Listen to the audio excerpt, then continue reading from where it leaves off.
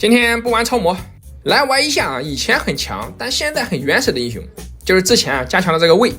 虽然加强了，但是因为他没啥皮肤，所以加强的不是很明显。这个英雄的机制它不适合后秒版本，他的 Q 还得蓄力，别人的位移都是瞬发的，所以相比之下魏还是比较适合出肉，除非他的数值跟佛耶哥一样，但很明显不可能，既没有热度也没有什么好皮肤，还想碰瓷佛耶哥大人，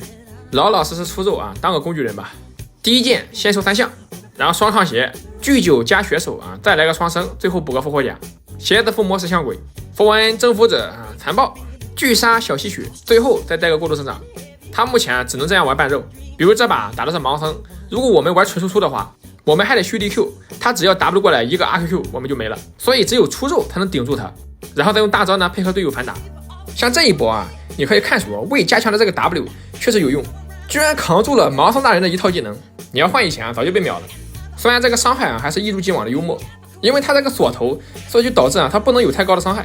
不知道下个版本魏的话能不能玩，说是下版本数值没有那么高了，无尽和大帽要移除，大龙和先锋都改了，还有什么海克斯空投以及那个传统门，反正就是一堆很乱的东西糅杂在一起。但是细细的想一下其实很多东西都是抄的，所以我认为英雄联盟手游不再是北美那边来设计了，而是全交给上海的全球分部，也就是全部由腾讯的设计师来设计。毕竟这哪都抄一抄的味道太熟悉了，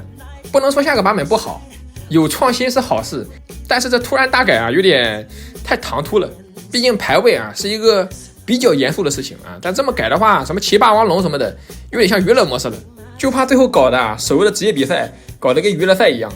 一群职业选手跟那什么抢空投骑霸王龙，这个画面也太逗了吧。就怕以后跟那个和平精英一样，联动各种 IP， 比如来个盲僧的奥特曼皮肤，再来个加里奥的 EVA 皮肤，或者来个人马的亡灵骑士皮肤，你还别说，我还觉得挺好。再来一个火男的老大皮肤，这么搞不比无敌2瞎改热度要高？然后这边我们看一下，这就是所谓的操作英雄卡莎，一个 ADC 比一个战士都肉。其实真正该改的不是什么大龙和小龙，也不是什么光明和破败，最大的问题就是鞋子改版，很多的问题都是因为这个鞋子引发的。双抗鞋和魔抗鞋导致一些英雄没有伤害，所以只能加数值。这些英雄数值一高，搞个穿甲鞋，对于脆皮的伤害又过高了，所以东边补一块，西边补一块最后补不过来了，就是不愿意承认这个鞋子是失败的改动。当然对于玩家来说这个鞋子是失败的，但是对于策划来说这个鞋子是成功的。比如你是玩上单的，在以前你比对面强，拿个剑姬卡米尔可以打爆对面，然后通过你自己的优势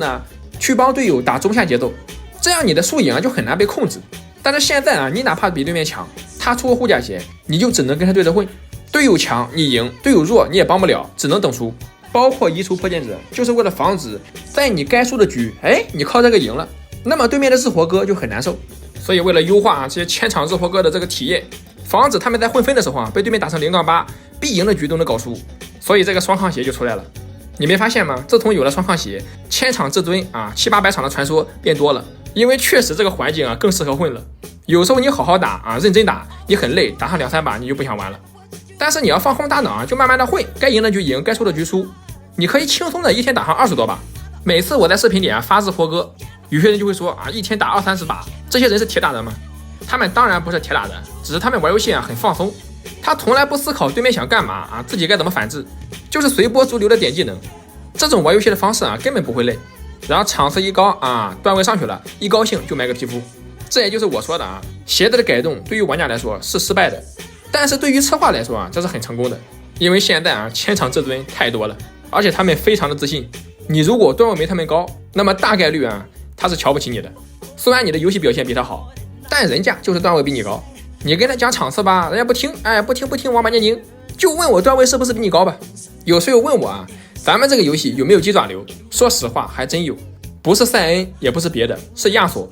我遇到一个上单肉亚索，他的 KD 只有 2.2，400多场胜率 59%， 已经80多星了。说实话排位单排400多场打到80多星真的很厉害，但是他的 KD 又特别低，所以他应该是用亚索打出作用的同时 KD 还低，队友比对面强，所以赢的就多。某种意义上这也算是鸡爪流吧。有时候会说你这期视频做的是魏，你怎么不说一下？因为我感觉没必要说这个英雄的话偶尔玩一下挺好的，但是你要在这个版本想靠他上分的话比较难。什么莉莉娅盲僧拿刀的都比他强，我之所以出这个视频啊，是因为之前加强了，